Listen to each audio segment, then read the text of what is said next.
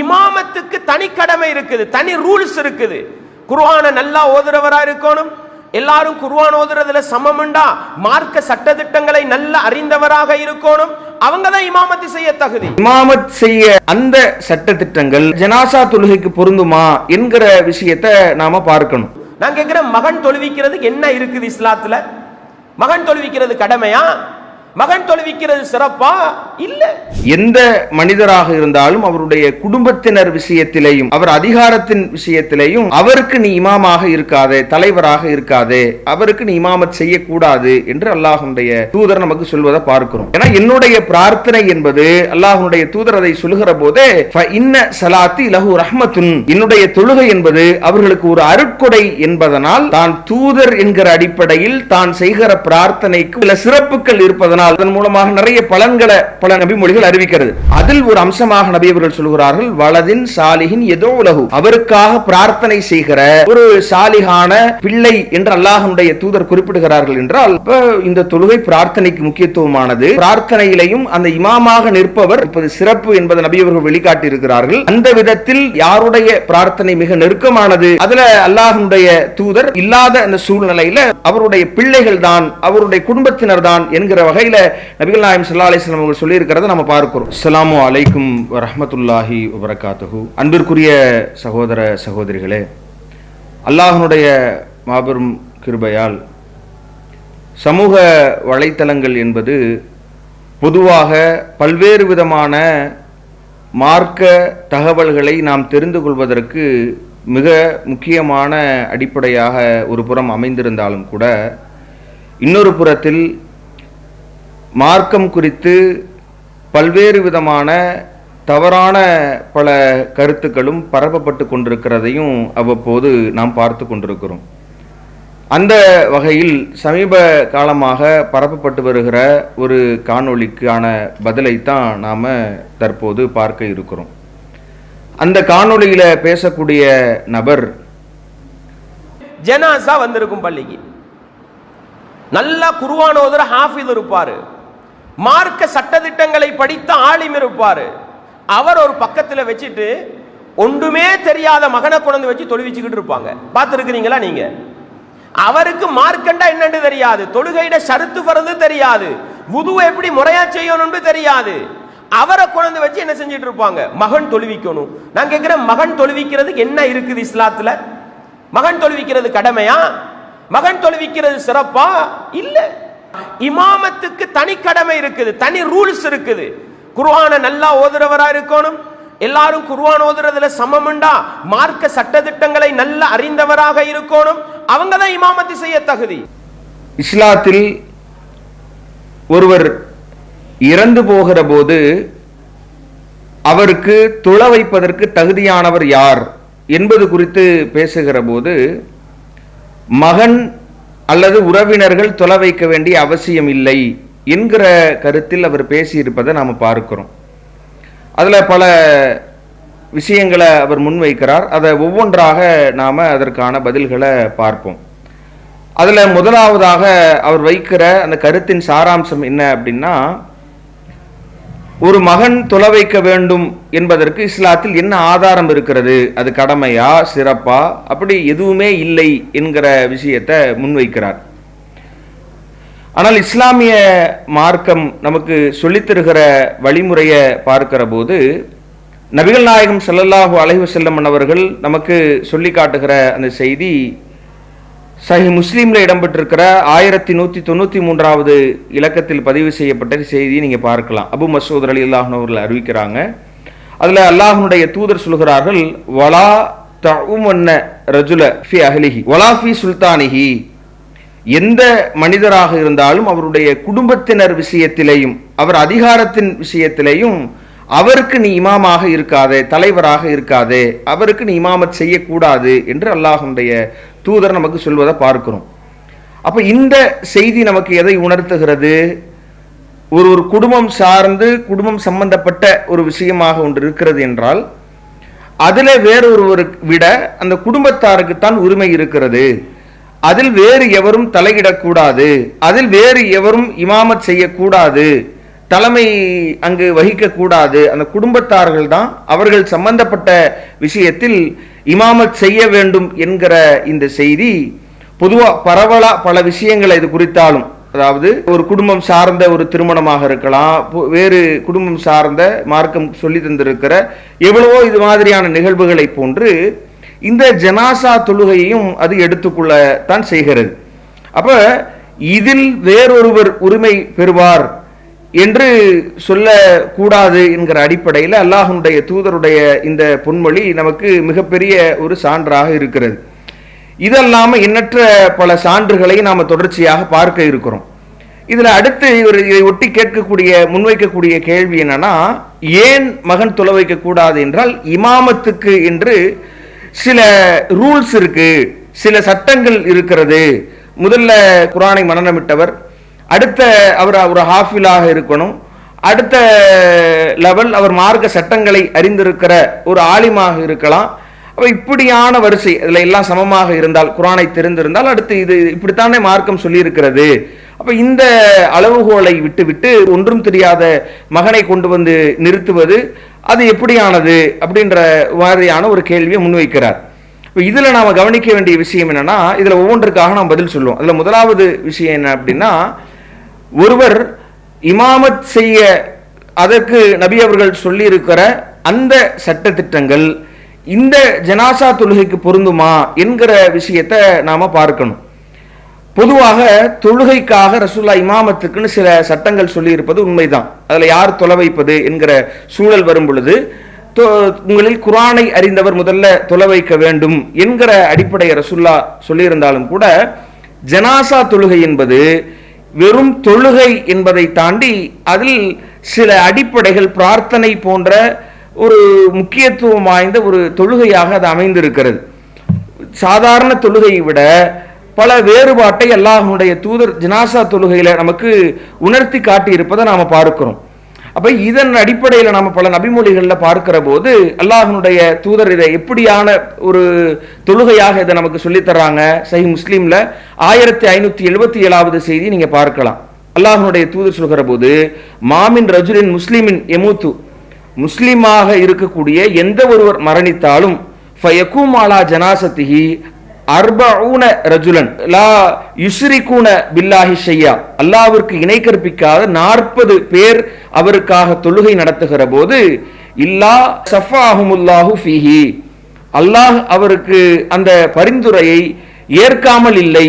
அல்லாஹ் 40 இணை கற்பிக்காத நபர்கள் ஒரு முஸ்லிமான மனிதருக்கு அவருக்காக தொழுகையில கலந்து கொள்கிற போது, தொழுது பிரார்த்தனை செய்கிற போது அந்த பரிந்துரையை அல்லாஹ் ஏற்காமல் இல்லை, ஏற்கிறான், கண்டிப்பாக ஏற்கிறான் என்று அல்லாஹ்வுடைய தூதர் சொல்றாங்க. அப்ப இந்த ஒரு ஜனாசா தொழுகையை பொறுத்தவரை இதில் அந்த மையத் முன்வைக்கப்படுகிறது. மற்ற தொழுகைகளோட நீங்க ஏராளமான வித்தியாசத்தை பார்க்கலாம். மையத் வைக்கப்பட்டு அந்த மையத்தை நோக்கி தொழுகிற தொழுகை, அதில் அவர்களுக்காக செய்யக்கூடிய அந்த பிரார்த்தனையை உள்ளடக்கிய தொழுகை என்பதை தாண்டி இந்த செய்திகள் நமக்கு எதை உணர்த்துது?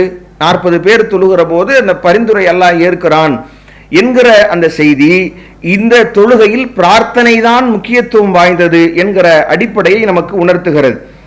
இது அல்லாம ரசூலுல்லாஹி ஸல்லல்லாஹு அலைஹி வஸல்லம் அவர்களுடைய காலகட்டத்தில் நடந்த நிறைய நிகழ்வுகள் இதை இன்னும் நமக்கு வலுப்படுத்துகிறது. அல்லாஹ்வுடைய தூதர் ஸல்லல்லாஹு அலைஹி வஸல்லம் அவங்க தொடர்பாக இருக்கிற நசையில 2022வது இலக்கத்தில் பதிவு செய்யப்பட்ட செய்தியை பார்க்கலாம். யஸீத் பின் சாபித் ரலியல்லாஹு அன்ஹு அவங்க அறிவிக்கிறாங்க, அதுல அல்லாஹ்வுடைய தூதர் ஸல்லல்லாஹு அலைஹி வஸல்லம் அவங்க புறப்பட்டு போய் கொண்டிருக்கிற போது ஒரு புதிய கபரை பார்க்கிறார்கள். பார்த்ததோடு அல்லாஹ்வுடைய தூதர் இந்த கபர் யார் இவர் என்று கேட்கிறார்கள். கேட்கிற போது இன்ன ஆள் என்று அல்லாஹ்வுடைய தூதரிடத்துல சொல்லப்படுகிற போது நபி அவர்களும் அந்த நபரை அடையாளம் கண்டு கொண்ட பிறகு நபிகள் நாயகம் ஸல்லல்லாஹு அலைஹி வஸல்லம் அவர்கள் அதை பார்க்கிற போது இந்த நபித்தோழர்கள் சொல்றாங்க, நீங்க தூங்கி கொண்டிருக்கிற அந்த நேரத்தில் இவர் மரணித்த காரணத்தினால நாங்க உங்களை எழுப்ப வேண்டாம் என்கிற அடிப்படையில் நாங்க தொலை வைத்து விட்டோம் என்று அல்லாஹ்வுடைய தூதரிடத்துல சொல்றாங்க. அப்ப அல்லாஹ்வுடைய தூதர் தொழுகைக்காக நின்று திரும்ப அவர்களுக்காக தொலை வைத்து நபிகள் நாயகம் ஸல்லல்லாஹு அலைஹி வஸல்லம் அவங்க அந்த இடத்துல சொல்கிறார்கள், லா யமூத்து ஃபீக்கும் மையத்துன் மா தும்து பைன அதுஹுரிக்கும், நான் இருக்கிற அந்த காலகட்டத்தில் யார் இறந்தாலும் எனக்கு தெரிவிக்காமல் நீங்கள் இருக்கக்கூடாது. அப்படின்னு அல்லாஹ்வுடைய தூதர் சொன்னதோடு அதனுடைய அம்சத்தையும் சொல்றாங்க. இன்ன ஸலாத்தி லஹு ரஹ்மத்துன், ஏனென்றால் என்னுடைய தொழுகை என்பது அவருக்கு, இறந்தவருக்கு ஒரு அருட்கொடையாகும் என்பது அல்லாஹ்வுடைய தூதர் சொல்றதை பார்க்கிறோம். இந்த செய்தி நமக்கு உணர்த்துகிற முதல் விஷயம் என்ன அப்படின்னா, அல்லாஹ்வுடைய தூதருக்கு தெரிவிக்காமலேயே இறந்த ஒருவரை நபித்தோழர்கள் அடக்கம் செய்திருக்கிறார்கள். அப்ப இவங்க பார்வையில ஒரு இமாம் தான் தொலை வைக்க வேண்டும், ஒரு ஆலிம் தான் தொலை வைக்க வேண்டும், ஹாஃபில் தான் தொலை வைக்க வேண்டும் என்கிற அடிப்படைகள் இல்லை என்பதை உணர்ந்த நபித்தோழர்கள் தொலை வைக்கிறாங்க. இதில் அல்லாஹ்வுடைய தூதர் கண்டிக்க செய்கிறாங்க. எந்த விதத்தில் கண்டிக்கிறாங்கன்றதுதான் கவனிக்க வேண்டிய விஷயம். இவர்கள் சொல்வதை போன்று நான் ஒரு இமாம் இருக்கிற போது, அல்லது நான் ஒரு குர்ஆனை தெரிந்திருக்கிற ஒரு ஹாஃபிலாக, ஒரு ஆலிமாக, ஒரு நபியாக, அந்த விதத்தில் அல்லாஹ்வுடைய தூதர் அதை அணுகுகிறார்களா, அதனால் கண்டிக்கிறார்களா என்றால் இல்லை. ரசூலுல்லாஹ் சொல்லக்கூடிய விஷயம் என்ன அப்படின்னா, ரசூலுல்லாஹ்வை அழைக்காமல் அந்த தொழுகை வைக்கப்பட்டிருந்தாலும் கூட அல்லாஹ்வுடைய தூதர் எந்த கோணத்தில் இதை கண்டிக்கிறாங்க அப்படின்னா, நபிகள் நாயகம் ஸல்லல்லாஹு அலைஹி வஸல்லம் தன்னுடைய பிரார்த்தனை என்பதை கொண்டு தான். ஏன்னா என்னுடைய பிரார்த்தனை என்பது, அல்லாஹ்வுடைய தூதர் அதை சொல்லுகிற போதே இன்ன ஸலாத்தி லஹு ரஹ்மத்துன், என்னுடைய தொழுகை என்பது அவர்களுக்கு ஒரு அருட்கொடை என்பதனால் நீங்க தெரிவித்து தொலைவையுங்கள் என்பதை, தான் தூதர் என்கிற அடிப்படையில் தான் செய்கிற பிரார்த்தனைக்கு ஒரு வலு இருப்பதனால், அந்த பிரார்த்தனை முக்கியத்துவம் வாய்ந்ததாக இருப்பதனால், அதுல சில சிறப்புகள் இருப்பதனால், இன்னும் சில செய்திகளை நாம பார்க்கிறோம். அல்லாஹ்வுடைய தூதர் அதன் மூலமாக நிறைய பலன்களை பல நபிமொழிகள் அறிவிக்கிறது. அப்ப தூதர் என்கிற அடிப்படையில் அந்த பிரார்த்தனைக்கு வலு இருப்பதனால், சிறப்பு, தனி சிறப்பு இருப்பதனால் அல்லாஹ்வுடைய தூதர் அதை நீங்க சொல்லி அடக்கம் செய்திருக்க வேண்டும், நீங்க அடுத்த முறை அப்படி செய்யுங்கள் என்று வழிகாட்டுகிறார்கள் என்றால், இந்த செய்தி எதை உணர்த்துது? மிக தெளிவாக ரசூலுல்லாஹ் இமாம் என்கிற அடிப்படையிலேயோ வேறு காரணங்களை சொல்லாம தூதர் என்கிற அடிப்படையில் தனி சிறப்பான அந்த பிரார்த்தனையை தான் முன்வைக்கிறாங்க. இப்ப ஏற்கனவே நாம 40 பேர் அந்த செய்தியில நாம பார்ப்பதும் பிரார்த்தனைக்கு இந்த தொழுகை முக்கியத்துவம் வாய்ந்தது. இந்த விஷயத்திலையும் ரசூலுல்லாஹ் முக்கியத்துவம் வாய்ந்த பிரார்த்தனை இல்லாமல் ஏன் அடக்கம் செய்கிறீர்கள் என்கிற விஷயத்தை முன்வைக்கிறார்கள் என்கிற போது, இந்த தொழுகையில பிரார்த்தனை தான் முக்கியத்துவம் பெறுகிறது. அதுலயும் யார் சிறந்தவராக இருக்கிறாரோ, மிக தகுதியானவராக இருக்கிறாரோ, பிரார்த்தனையில் மிக சிறந்த ஒரு நபராக இருக்கிறாரோ, அவர்தான் தொழுகைக்கு நிற்க வேண்டும் என்பதையும் அல்லாஹ்வுடைய தூதர் இதுல நமக்கு சொல்லி காட்டுவதை நம்ம பார்க்கிறோம். அப்ப இந்த அடிப்படையில நபி ஸல்லல்லாஹு அலைஹி வஸல்லம் அவங்க இருக்கிற போது நபி அவர்களுடைய பிரார்த்தனை சிறந்தது. அல்லாஹ்வுடைய தூதர் இல்லாத இந்த கால சூழ்நிலையில யாருடைய பிரார்த்தனை சிறந்ததாக இருக்க முடியும்? நபிமொழிகள் மூலமாக நாம எப்படி அதை அறிந்து கொள்ளலாம் என்கிற போது, அப்ப அல்லாஹ்வுடைய தூதர் எப்படி அவங்களுடைய பிரார்த்தனை ஒரு தனி சிறப்பு இருப்பதனால் தான் இல்லாம வைக்கப்படக்கூடாது என்று நபி அவர்கள் சொன்னார்களோ, அப்ப இறந்தவர்களுக்கு மற்றவர்களுடைய பிரார்த்தனைகளும் ஏற்கப்படும் என்றிருந்தாலும், மற்றவர்களும் பிரார்த்தனை செய்யலாம் என்றிருந்தாலும் கூட அவர்களுடைய பிள்ளைகள் செய்கிற பிரார்த்தனைக்கு ஒரு வலு இருப்பதை பல நபிமொழிகள் நமக்கு தெளிவுபடுத்துது. ஏனையவர்கள் செய்கிற பிரார்த்தனையை விட ஒரு மனிதனுக்கு அவர் பிள்ளை செய்கிற பிரார்த்தனை ரொம்ப ஒரு கூடுதலானது, அதுதான் மிக ஏற்றமானது என்று சொல்லி காட்டி இருக்கிற போது அந்த செய்திகளை நாம் பார்க்கிறோம். இப்போ ரசூலுல்லாஹி ஸல்லல்லாஹு அலைஹி வஸல்லம் சொல்லுகிற அந்த செய்தியை சஹீஹ் முஸ்லிம்ல 3084வது இலக்கத்தில் நாம் பார்க்க முடிகிறது. அபூ ஹுரைரா ரலியல்லாஹு அன்ஹு அவங்க அறிவிக்கிறாங்க, அல்லாஹ்வுடைய தூதர்கள் என்ன சொல்றாங்க, இதா மாத்தல் இன்சான், ஒரு மனிதன் இறந்து விட்டால், இன்கதா அன்ஹு அமலுஹு இல்லா மின் ஸலாஸின், 3 விஷயங்களை தவிர மற்ற அனைத்துமே அவனை விட்டு துண்டிக்கப்பட்டுவிடும் என்று சொல்வதில் அதில் ஒரு அம்சமாக நபி அவர்கள் சொல்கிறார்கள், வலதின் சாலிஹின் எதோலஹு, அவருக்காக பிரார்த்தனை செய்கிற ஒரு சாலிகான நல்லொழுக்கம் உள்ள ஒரு சந்ததி, பிள்ளை என்று அல்லாஹ்வுடைய தூதர் குறிப்பிடுகிறார்கள் என்றால், அப்ப இந்த தொழுகை பிரார்த்தனைக்கு முக்கியத்துவமானது. அந்த பிரார்த்தனையிலையும் அந்த இமாமாக நிற்பவர் இன்னும் கூடுதலான பிரார்த்தனைக்கு சிறப்பு மிகுந்த இடத்தில் இருக்கக்கூடியவராக இருப்பது சிறப்பு என்பதை நபி அவர்கள் வெளிக்காட்டி இருக்கிறார்கள். அந்த விதத்தில் நாம் பிரார்த்தனை, யாருடைய பிரார்த்தனை மிக நெருக்கமானது, ஏற்றமானது என்கிற கோணத்தில் பார்க்கிற போதும் கூட அதுல அல்லாஹ்வுடைய தூதர் ஒரு இல்லாத அந்த சூழ்நிலையில ஒரு சந்ததி தான், அவருடைய பிள்ளைகள் தான், அவருடைய குடும்பத்தினர் தான் என்கிற வகையில நபிகள் நாயகம் ஸல்லல்லாஹு அலைஹி வஸல்லம் அவர்கள் சொல்லி இருக்கிறத நம்ம பார்க்கிறோம். இன்னும் பல திருமறை வசனங்களும் இதை தெளிவுபடுத்துகிறது. நீங்க சூரத்துல் அன்ஃபால்ல 75வது வசனத்தை நீங்க பார்க்கலாம்.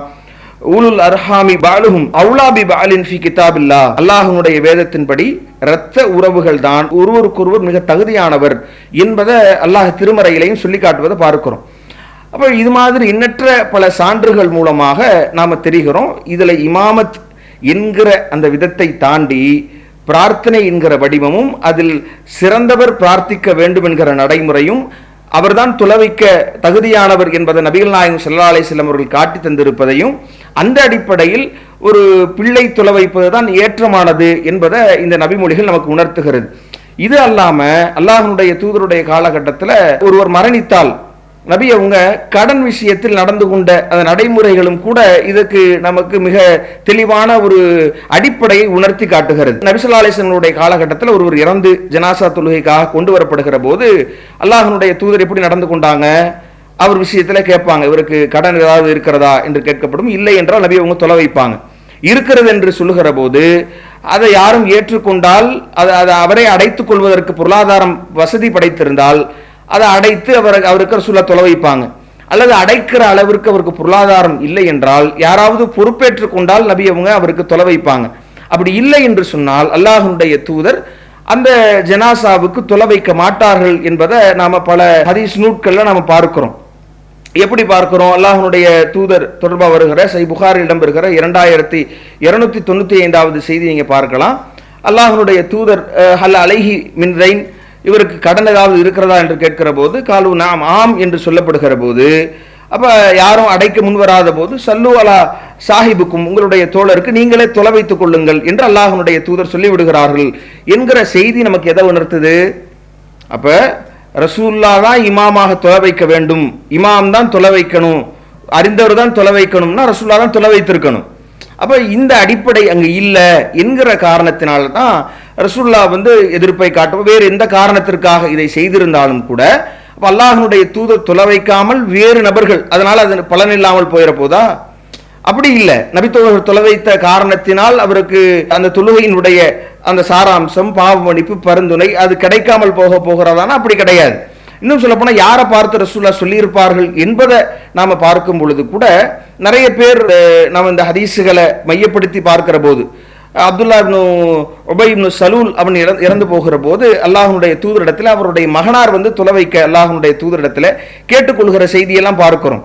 அல்லாஹ்வுடைய தூதர் போய் அங்க அப்ப ஒரு பிள்ளை அந்த தொழுகை வைப்பதற்காக ஒரு சிறந்தவரை விரும்பினால் கேட்கிற போது அப்ப அவர் நான் அல்லாஹ்வுடைய தூதர் அப்ப அந்த உரிமை விட்டு கொடுக்கிற உரிமை அந்த நபருக்கு இருக்கிறது. அதை மார்க்கம் சொல்கிறது. ஒருவர் தானே சந்ததி அவர் தான் பிரார்த்திக்க தகுதியானவர் என்கிற போது அவர் தொலை வைக்கலாம், இல்ல அவர் சிறந்தவரை தேர்ந்தெடுத்து அவரை தொலை வைக்க சொல்லலாம். அப்ப இப்படியான அடிப்படையில் சிறந்தவர் ஒரு சந்ததியினர் தான் அப்படின்ற போது அப்ப அவர் தான் தொலை வைக்க வேண்டும் என்கிற அடிப்படையை நம்ம பார்க்கிறோம். அப்ப இதில் அல்லாஹ்வுடைய தூதர் தொலை வைக்கல கடன்பட்டவர்களுக்கு என்பதை வைத்தே இமாம் தான் தொலை வைக்கணும் என்கிற பிம்பம் உடைந்து போவதையும் நாம் பார்க்கிறோம். இன்னும் அல்லாஹ்வுடைய தூதர் செல்வ வசதி அடைந்த பிறகு நாம அதனுடைய தொடர்ச்சியில் வருகிற சஹீஹ் புகாரில் இடம்பெறுகிற 2298வது செய்தியை நம்ம பார்க்கலாம். ஃபலம்மா ஃபதஹல்லாஹு அலைஹில் ஃபுதூஹ, அல்லாஹ்வுடைய தூதருக்கு அல்லாஹ் ஒரு பெரிய வெற்றிகளை கொடுத்த போது அல்லாஹ்வுடைய தூதர் அப்ப என்ன ஸ்டாண்ட் எடுக்கிறாங்க என்பதை நாம பார்த்தோம்னு சொன்னா, ஆனா அவுலாபில் முஃமினீன மின் அன்ஃபுஸிஹிம், மூமின்களுக்கு நான் தான் மிக ஏற்றமானவன், மிக அதிக உரிமை உடையவன். அதனால் யாராவது கடன்பட்ட நிலையில் மரணித்தால் ஃபமன் துஃபிய மினல் முஃமினீன ஃபதரக தைனன், யார் கடன்பட்ட நிலையில் மரணித்திருக்கிறாரோ ஃபஅலைய கலாவுஹு, அதை நிறைவேற்றுவது என்னுடைய பொறுப்பு என்று அல்லாஹ்வுடைய தூதர் சொல்றாங்க. ஒமன் தரக்க மாலன், யார் செல்வங்களை விட்டு சென்றிருக்கிறார்களோ அது அவங்களுடைய வாரிசுகளுக்கு உரியது. ஆனால் கடனை விட்டு மரணித்தால் அதை நிறைவேற்றுவது என்னுடைய பொறுப்பு என்று அல்லாஹ்வுடைய தூதர் ஏற்கிறார்கள் என்றால் இதை உணர்த்தது. அப்ப ரசூலுல்லாஹ் தொலை வைக்க மறுக்கிறாங்க கடன்பட்டவர்களுக்கு ஆரம்ப காலகட்டத்தில். அவர்களுக்கே பிறகு தொழுகைக்கு ரசூலுல்லாஹ் பொறுப்பேற்றுக் கொள்றாங்க. இன்னும் பொறுப்பேற்றுக் கொள்வதை தாண்டி ரசூலுல்லாஹ் சொல்கிற வார்த்தை என்னன்னா, ஆனா அவுலாபில் முஃமினீன மின் அன்ஃபுஸிஹிம், ரசூலுல்லாஹ் நமக்கு எப்படி குழந்தைகள் ஏனைய மற்றவர்களை விட நமக்கு நபியவர்கள் சிறந்தவர்களோ, நபியவர்கள் மிக உயர்ந்த அந்தஸ்தில் நம்முடைய ஒட்டுமொத்த உலகத்தில் இருக்கிற அனைவரையும் விட அல்லாஹ்வுடைய தூதர் முன்னுரிமை பெறுவார்களோ, ஒரு முஃமினுக்கு அல்லாஹ்வுடைய தூதர் தான் முன்னுரிமை படைத்தவர் என்பதனால் தான் ரசூலுல்லாஹ் அந்த நேரத்தில் கடனை ஏற்க இயலாத நிலையில தொழுகை மறுத்திருக்கிறாங்க. ஏற்க இயலுகிற நிலையில் கடனையே தான் ஏற்றுக்கொண்டதற்கான காரணத்தை ரசூலுல்லாஹ் இதை பதிவு செய்யறாங்க அப்படின்னா தொழுகையை அதனால தான் ஏற்கிறாங்க.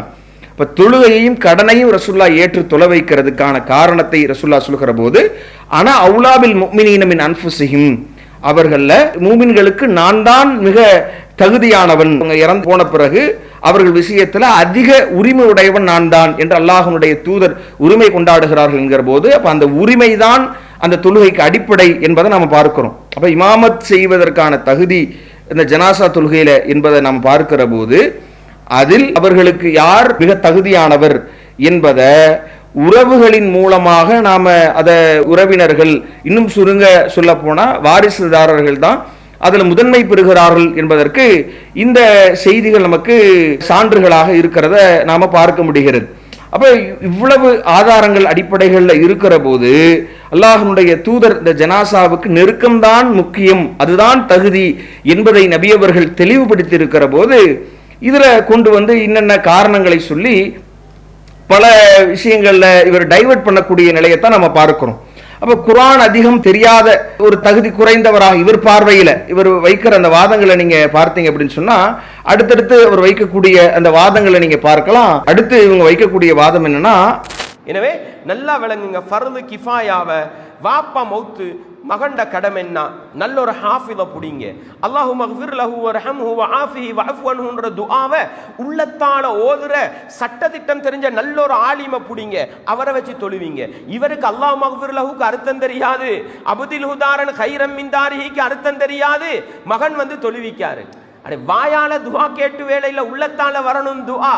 எனவே ஃபர்து கிஃபாயாவை விளங்கினா இந்த சட்டத்திட்டத்தை சரியா செஞ்சாச்சு. எனவே நல்லா விளங்குங்க, ஜனாசாவுடைய கடமைகள் என்பது ஃபர்து ஐன் அல்ல, அது குடும்பத்து கடமை அல்ல, கணவனுக்கு மனைவி செய்கிற கடமை அல்ல, பிள்ளை குட்டிக்கு பெற்றோர் செய்கிற கடமை அல்ல. ஊர்ல சமூகத்தில் உள்ள யாரு செய்தாலும் எல்லோருடைய கடமையும் போய்விடும், நீங்கிவிடும் என்ற ஒரு பகுதியை நானும் நீங்களும் மிக தெளிவாக விளங்கிக் கொள்ள வேண்டும். இது ஜனாசாவுடைய பாடத்தில் படிக்க வேண்டிய முக்கியமான ஒரு பாடம். இவங்களுக்கு அந்த துஆவுடைய அர்த்தம் தெரியுமா? அர்த்தம் தெரிந்த ஹாஃபில்களை விட்டுட்டு ஆலிம்களை விட்டுட்டு தெரியாத மகன்மார்கள் தொலை வைக்க சொல்றாங்க. துஆன்றது வெறும் வாயால கேட்பதல்ல, உள்ளத்தால கேட்பதுதான் துஆ என்கிற மாதிரியான விஷயங்களை எல்லாம் முன்வைக்கிறார். அப்ப இவர் முன்வைக்கக்கூடிய இந்த விஷயம் இவரே இவருக்கு முரண்படுகிறார் என்கிற அடிப்படையத்தான் இந்த வாதங்கள்ல நாம பார்க்க முடிகிறது. எந்த அடிப்படையில? முதல் இவர் சொல்லுகிற அடிப்படையில் நாம பார்க்கிற போது, இப்ப ஒரு ஆலிமாக இருக்கிறவர் ஹாஃபிலா இருக்க மாட்டார், இருக்க வேண்டிய அவசியமும் இல்லை.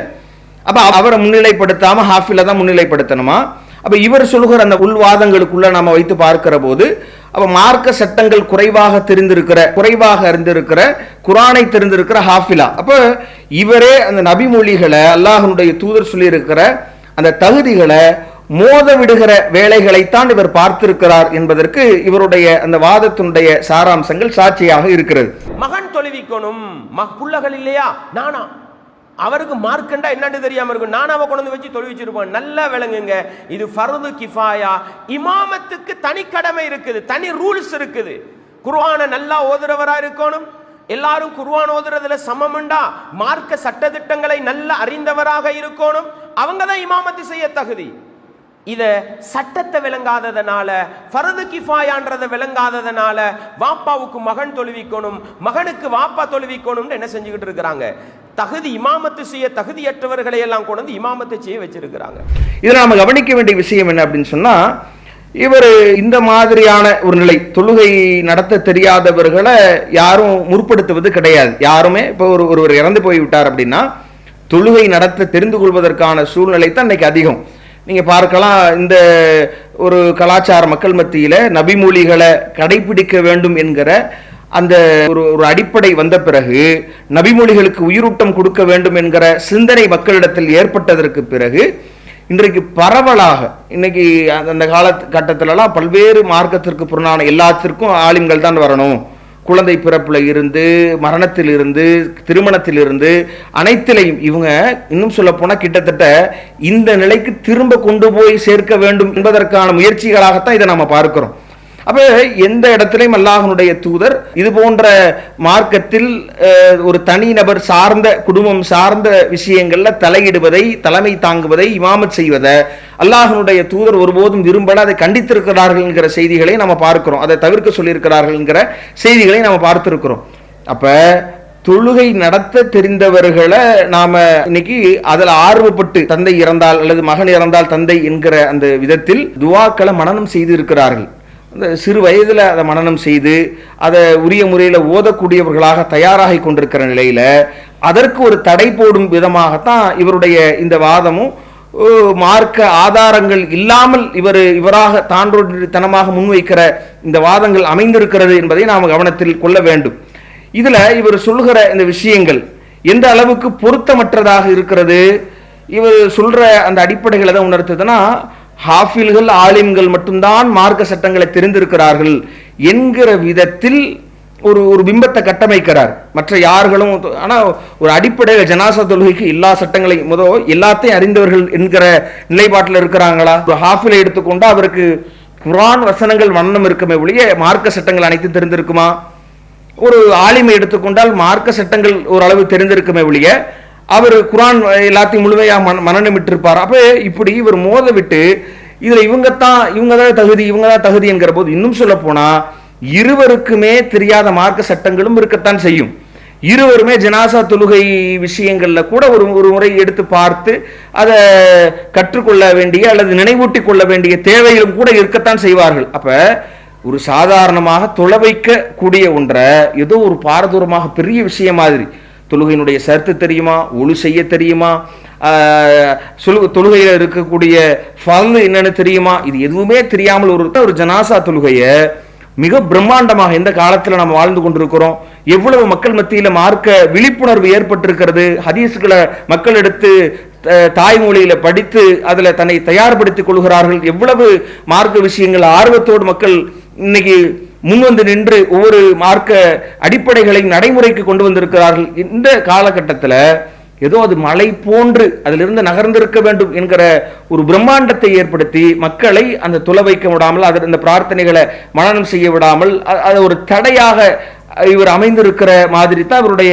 வாதங்கள் அமைந்திருக்கிற ஒரு நிலையை நாம பார்க்கிறோம். இன்னும் சொல்ல போனா ஏன் இதெல்லாம் தெரிந்த ஆளுங்களிடத்தில் பிழை வராதா? தொழுகையில எவ்வளவு சான்றுகளை காட்டலாம்.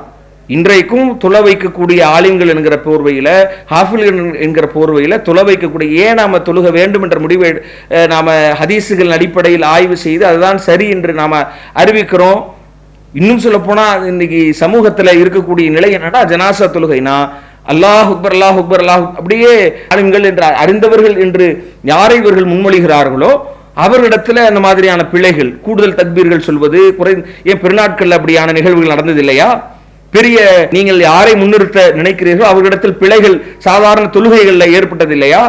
இதுல வேறு ஏதாவது ஒரு முக்கியத்துவம் வாய்ந்த வாதங்களாக நம்ம பார்க்க முடியல. இன்னும் சொல்ல போனா அப்படி அவ்வளவு சிரமப்படக்கூடியவர்கள் அவ்வளவு சிரமப்பட வேண்டும். தொழுகையினுடைய முறை ஒருவருக்கு தெரிகிறது, ஒழு செய்ய தெரியாமலா இருக்கிறாங்க, அவங்க மனனம் செய்யக்கூடியவர்கள் தான் பெரும்பான்மை இருக்கிறாங்க. அப்படி இல்லை என்றாலும் அவர் வேறு ஒரு தமிழ்ல ஓதி தொலை வைத்தால் என்ன மார்க்கத்தில் தடை இருக்கிறதா?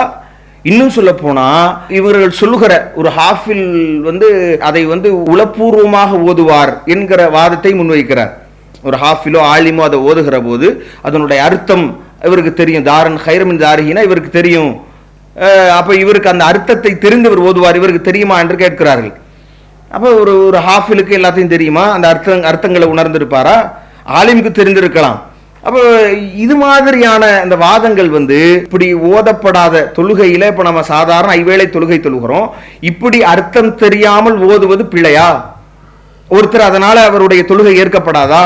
அல்லது அவர் முன்னாடி நிற்கக்கூடாது என்பதற்கு அல்லாஹ்வுடைய தூதர் வழிகாட்டு ஓத வேண்டியதை ஓதிவிட்டால் போதுமானதா? அல்லது அர்த்தம் தெரிந்தவர் தான் தொலை வைக்க வேண்டும் என்று சொல்றாரா அல்லது தொழுக வேண்டும் என்று சொல்வாரா என்பதையும் நமக்கு தெரியல. அப்ப இப்படி அபத்தமான வாதைத்தான் முன்வைக்கிறார்கள். இன்னும் சொல்ல போனா அதுல அந்த ஜனாசாவுக்கு தொலை வைக்கிற விஷயங்கள்ல யார் மிக தகுதியானவரா, யார் உள்ளச்சத்தோடு அர்த்தம் தெரிந்தவர் உளமாற ஓதுவதை விட இழப்பை சந்தித்தவர் தான் இன்னும் உளமாற அதை அவர் பிரார்த்தனை செய்ய முடியும். நீங்க யோசித்து பார்க்கிற போது அர்த்தம் தெரிந்ததால் ஒருவர் உளமாற ஓதுவதை விட அந்த அர்த்தங்களை புரிந்து தான் பட்டிருக்கிற அந்த இழப்புகளை அடிப்படையாக கொண்டு அவர்தான் கூடுதலான முறையில் இறைவனிடத்தில் இறையஞ்சி பிரார்த்தனை செய்ய முடியும் என்பதை நாம் யோசிக்கணும். இதுல பின்னாடி தொழுதாலும் கூட அவர் பிரார்த்தனை செய்யலாமே என்கிற கேள்வி எழலாம். ஆனால் அல்லாஹ்வினுடைய தூதர் எப்படித்தான் நடைமுறைப்படுத்தி காட்டியிருக்கிறார்கள் என்கிறத பார்க்கிற போது, பின்னாடி நிற்பவர்களும் பிரார்த்தனை செய்யலாம் என்கிற போது அல்லாஹ்வினுடைய தூதர் என்ன செய்யறாங்கன்னா, அந்த மக்கள்லாம் சேர்ந்து தொலை வைத்த பிறகும் கூட, அந்த பள்ளிவாசல் இருந்த அந்த பெண்மணிக்கு தொலை வைத்த பிறகும் கூட அல்லாஹ்வினுடைய தூதர் என்ன செய்யறாங்கன்னா, என்னுடைய பிரார்த்தனைக்கு தனி சிறப்பு இருக்கிற காரணத்தினால் நான் தான் தொலை வைக்க வேண்டும் என்று தொலை வைப்பதை ரசூலுல்லாஹ் தகுதியாக, தொலை வைப்பதற்கு இந்த சிறப்பு என்கிற ஒரு தகுதி இருக்கிறது, பிரார்த்தனை என்கிற ஒரு தகுதி இருக்கிறது, அதுதான் அதில் அடிப்படை என்பதை உணர்த்தி சென்றிருக்கிற காரணத்தினால தான் பிரார்த்தனையில் யார் மிக தகுதியானவர் என்கிற அடிப்படையில் தான் சந்ததிகளை இந்த நபிமொழிகளின் அடிப்படையில் நாம் முன்னிறுத்துகிற போது, அப்போ முன்னால் நின்று தொழுவதை தான் மார்க்கம் நமக்கு சிறப்பித்து சொல்லி இருக்கிறது, அதை வழிகாட்டி இருக்கிறது என்கிற அடிப்படைகளையும் நாம் புரிந்து கொள்ள வேண்டும். இன்னும் சொல்ல போனா வைக்கிற எல்லா வாதங்களும் அப்படித்தான், இது ஆரம்பத்திலிருந்து இறுதி வரைக்கும் ஃபர்லு கிஃபாயா, ஃபர்லு ஐன் என்கிற மாதிரி அந்த வார்த்தை பிரயோகங்களை பயன்படுத்தி அதை பரபரப்பாக்குறாரு. இந்த இடத்துல இதை யார் மறுத்தா? ஒரு சமூகமே சேர்ந்து ஒட்டுமொத்த சமூகமும் தொழ வேண்டிய அவசியம் இல்லை. ஒரு குறிப்பிட்டவர்கள் இந்த ஜனாசா தொழுகையை தொழுதாலே அதனுடைய கடமை நிறைவடைந்து விடும் என்கிற விஷயங்களை நபிமொழிகள் மூலமா நாமும் தெரிந்துதானே வைத்திருக்கிறோம். அல்லாஹ்வினுடைய தூதர் கடன்பட்டவருடைய ஜனாசாவை தவிர்த்து இருக்கிறாங்கன்னா அதை ஏனையவர்கள் தொழ அனுமதித்திருக்கிறார்கள். அப்படி தொழுகிறதுக்கு மார்க்க அனுமதித்திருக்கிறது. அவர்கள் தொழுதாலே அதற்கான அந்த கடமை நிறைவடைந்து விட்டது என்பதை நாம் மறுக்கல. இப்படி நிறைய நபித்தோழர்களுடைய காலகட்டத்தில் குடும்பத்தார்கள் மட்டும் தொழுத எண்ணற்ற பல சான்றுகள் இருக்கிறது. இதை இங்கே குறிப்பிட வேண்டிய அவசியம் என்ன? யோசிச்சு பாருங்க. இது இப்படி ஒரு சமூகம் செய்வதனால், அது ஒரு சமூகத்தில் ஒரு குறிப்பிட்ட சாரார் செய்வதனாலே கடமை நிறைவடைந்து விட்ட காரணத்தினால, இதனால நீங்க இங்க என்ன சொல்ல வரீங்க? அதனால குடும்பத்தார்களை தொழ வேண்டாம் என்று சொல்ல வரீங்களா? அல்லது பின்னாடி தொழுபவர்களும் ஆலிம்களாக சேர்ந்து அப்படியே நாங்கள் தொழுது விட்டு போகிறோம், இந்த அர்த்தங்கள்லாம் தெரிந்திருக்கிற, சட்டங்களை எல்லாம் தெரிந்திருக்கிற அவர்கள் தான் சேர்ந்து தொழுது போகிறோம் என்று சொல்ல வரீங்களா? என்ன இதுல சொல்ல வர வேண்டிய விஷயம் என்ன? இதை நாம எங்க மறுத்தோம்? இது ஒரு சமூகத்தில் ஒரு குறிப்பிட்ட சாரார் செய்வதனாலேயே அது நிறைவடைந்து விடும் என்பதில் மாற்றுக்கிறது இல்லை. அந்த சாரார்களை தொலை வைக்க தகுதியானவர் யார் என்பதை நபிமொழிகள் மூலமாக நாம் அறிகிற போது, பிரார்த்தனைக்கு மிக தகுதியானவர் என்கிற விஷயங்களையும் அல்லாஹ்வினுடைய தூதர் அதுல வேறு யாரும் இமாமத் குடும்பத்தார்கள் விஷயத்தில் வேறு யாரும் தலைமை தாங்க கூடாது என்கிற அடிப்படைகளையும் நமக்கு சொல்லி தந்திருக்கிறார்கள். அப்ப இந்த அடிப்படையில் தான் நம்ம இந்த கருத்தை முன்வைக்கிறோம். அப்ப இந்த நபிவழிகளுக்கு மாற்றமாக, இந்த அடிப்படைகளுக்கு மாற்றமாக எந்த அடிப்படை ஆதாரங்களும் இல்லாம இப்படி அவர் முழுக்க தன்னுடைய அந்த உரைகளில் உப்புச்சப்பில்லாத இது போன்ற அந்த வாதங்களை முன்வைத்து தனக்குத்தானே பல இடங்களில் முரண்பட்டு நிற்கிறார் என்பதைத்தான் நாம் இந்த செய்திகளில் பார்க்க முடிகிறது.